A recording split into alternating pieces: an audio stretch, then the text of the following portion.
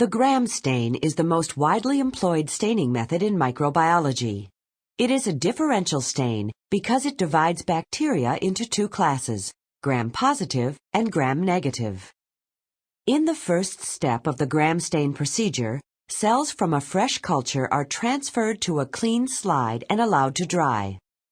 If the cells are on an agar plate, they should first be transferred to a liquid medium for dilution. The cells should form a thin, barely visible film.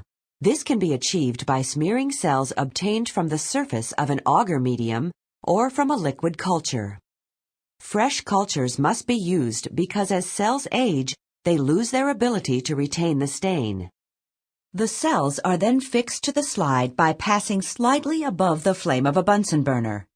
After passing above the flame, the slide should feel warm when touched to the back of the hand, but should not be too hot.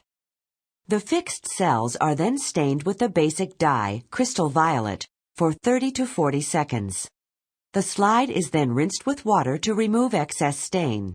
At this point, all cells appear purple under the microscope. Next, a solution of Graham's iodine is added and retained on the slide for about 1 minute.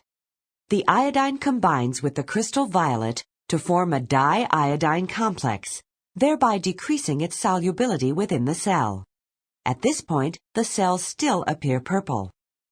The cells are then decolorized by washing with ethanol or acetone. This is the differential step. Gram-positive bacteria retain the crystal violet, whereas gram-negative bacteria do not. The ethanol or acetone should be added drop-wise, with the slide tilted at an angle until the drop coming off the edge of the slide just starts to become colorless.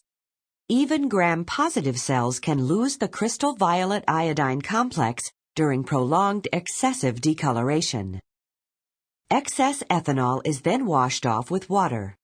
When viewed under the microscope, gram-positive cells appear purple and gram-negative cells are colorless. Finally, the rinsed cells are covered with the counterstain safranin for 20 to 30 seconds. This stains the gram-negative bacteria pink. After rinsing with water, the slide is dried with filter paper.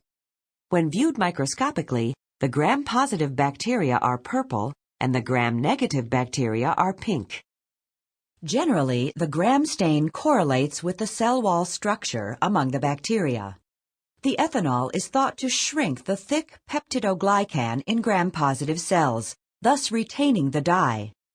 The thick, dehydrated peptidoglycan layer of gram-positive bacteria appears to be a permeability barrier, preventing the loss of the crystal violet iodine complex. In contrast, the peptidoglycan in gram-negative bacteria is very thin and has large pores.